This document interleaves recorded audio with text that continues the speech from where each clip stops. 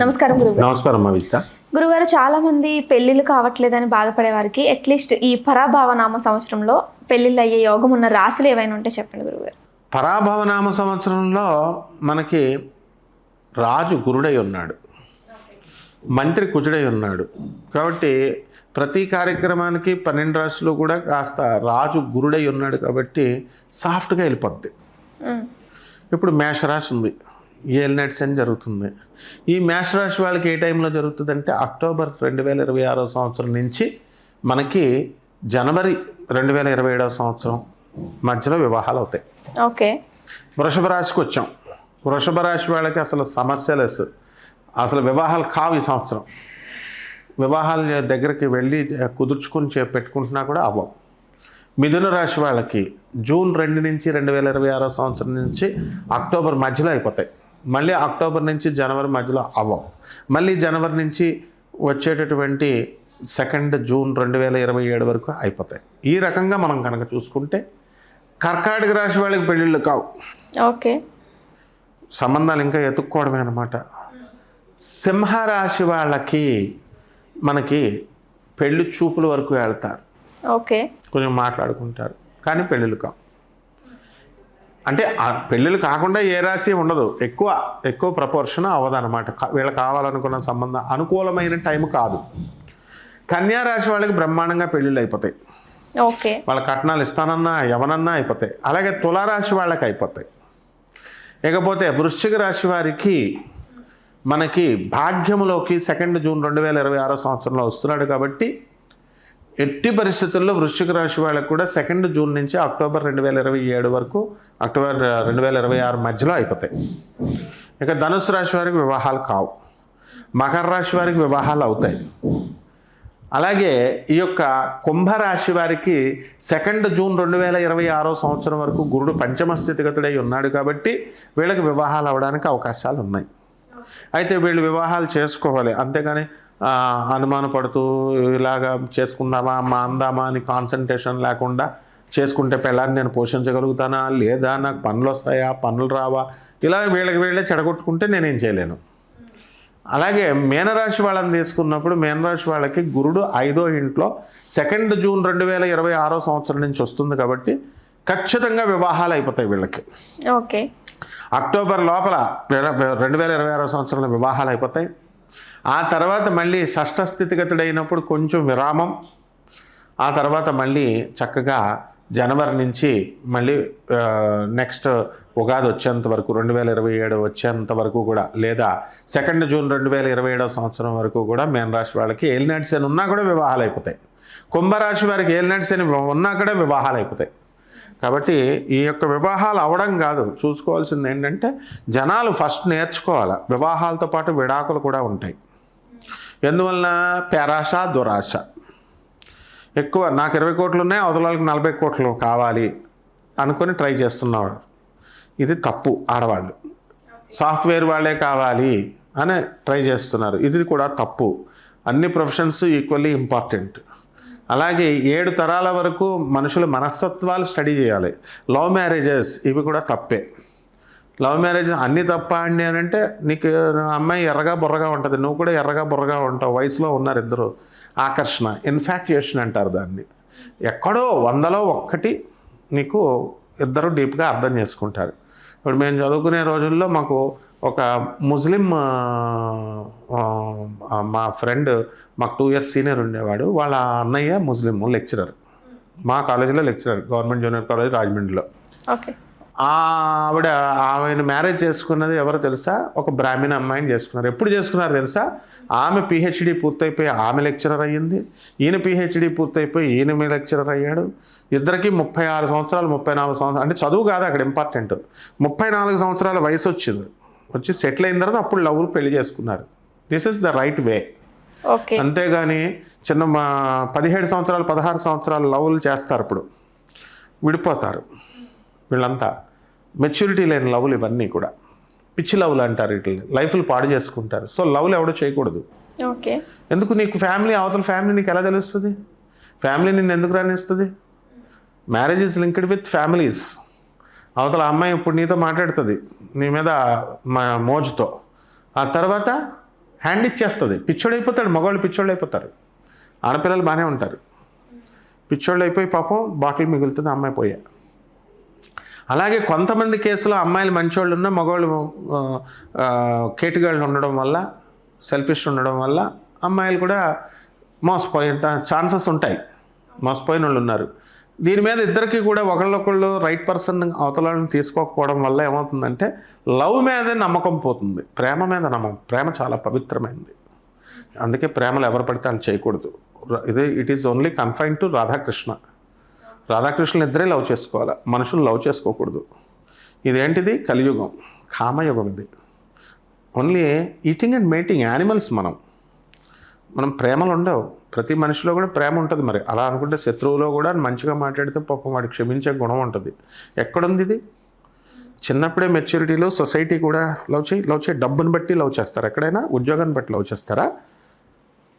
నాకు తెలిసిన ఒక అమ్మాయి వేరేవాడు ఎవడో లవ్ చేస్తే ఆ అమ్మాయి నల్లగా ఉన్నా సరే వాళ్ళ హస్బెండ్ని పెళ్లి చేసుకుందంట. ఎందుకు చేసుకున్నావు అమ్మ, మరి లవ్ చేసుకున్నావు అంటే వీడు పోషిస్తాడా అని అడుగుతుంది. మరి ఎందుకు తిరిగావు నువ్వు ఎంఎస్సీ చదివేటప్పుడు వాడితో? వాడు పిచ్చాడు అవడా?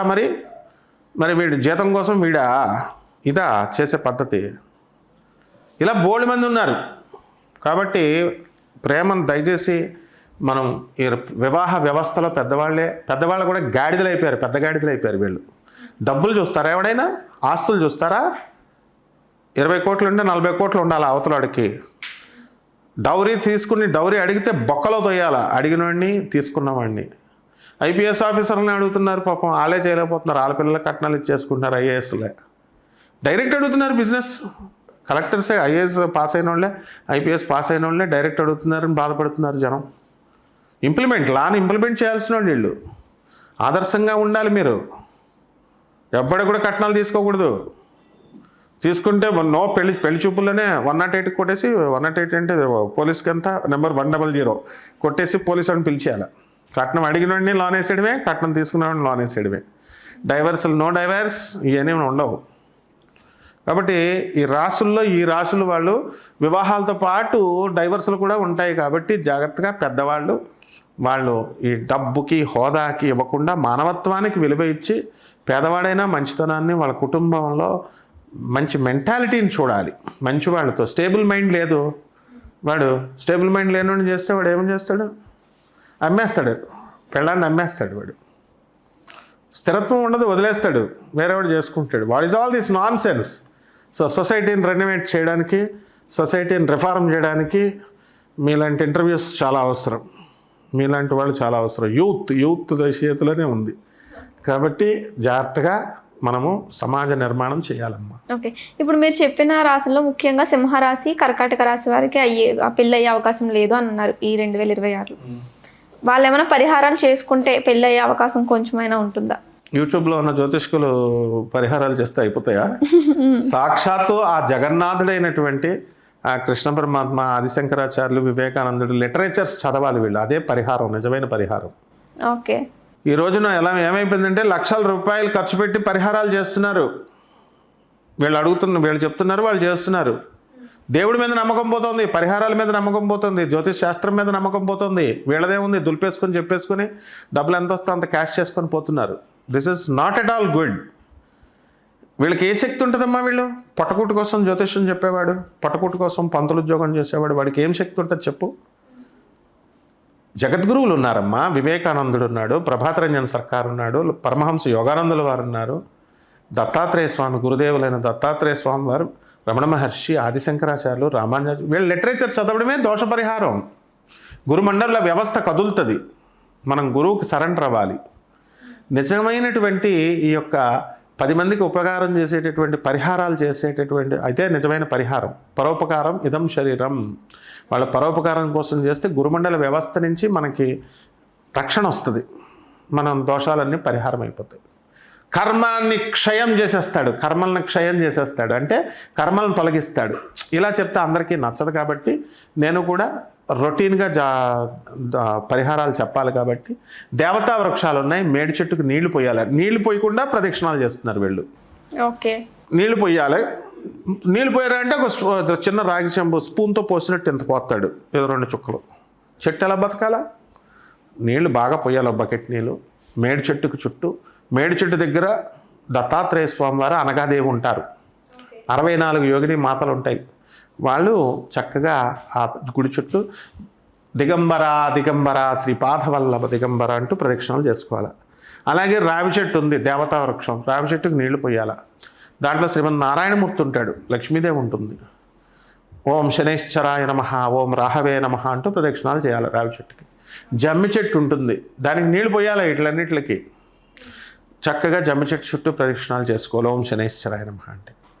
అలాగే పరిహారాలు, రాహువుకి మనకి దుర్గాదేవి అధిపతి కాబట్టి దుర్గాదేవికి పూజ చేయాలి. ఓకే. మరి పక్కింటోళ్ళు పువ్వులు కోసేస్తుంటే ఎట్లా? ఓనర్కి పువ్వులే ఉంచట్లేదు, పువ్వులు కోసేస్తున్నారు. రిటైర్ అయిపోయిన ముసలాడిన ఒక ఆయన చూశాను నేను. ఇలాగా గొడుగు కొమ్మ పెట్టి దాంతో కిందకి లాగేసి పైన పువ్వులు అన్నీ కోసేస్తున్నాడు. కొన్నన్నా కోస్తాడా అని చూస్తున్నాను నేను. ఉంచుతాడా ఓనర్కి అని? ఉంచట్లేదు. పోనీ ఆ చెట్టుకి నీళ్ళు పోస్తున్నాడా? నీళ్ళు పోయట్లేదు. ఈ ఫలితం వీళ్ళు చేసిన ఫలితం ఎవరికి వెళ్తుంది? ఓనర్కి వెళ్తుంది. దొంగ పువ్వులతో చేయకూడదు. ఇలాంటివన్నీ రూల్స్ ఉన్నాయి. మరి ఇవన్నీ పరిహారాల్లో చేసుకుంటే తప్పకుండా పరోపకారం కోసం చేసినప్పుడు ఆ సాక్షాత్తు శ్రీమన్నారాయణుడే వచ్చి గురుచరిత్రలో క్లియర్గా చెప్తుంది. శ్రీమన్నారాయణుడు, బ్రహ్మ విష్ణు మహేశ్వరులు ముగ్గురు వచ్చి గురుసేవ, తన గురువును తాను సేవ చేసుకునేటటువంటి వాడికి వద్దన్నా సరే వరాలు ఇచ్చేస్తూ ఉంటారు.